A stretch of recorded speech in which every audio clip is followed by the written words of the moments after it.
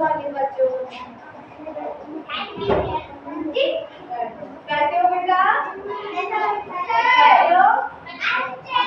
क्या करते हैं? कुछ पढ़ना चाहोगे? पढ़ना चाहोगे? क्या बात बेटा? अभी मैं आपको संख्याओं की समझ बता देती हूँ। ये चित्र दिख रहा है, वो बैठ जाऊं? बैठ के समझा दूं? ठीक है। आप सबको मैं दिखाई दे रही हूँ? ये चित्र आपको दिखाई दे रहा है? दिखाई दे रहा है बेटा? दिखाई दे रहा है? अब दिखाई दे रहा है? ठीक है बेटा ना।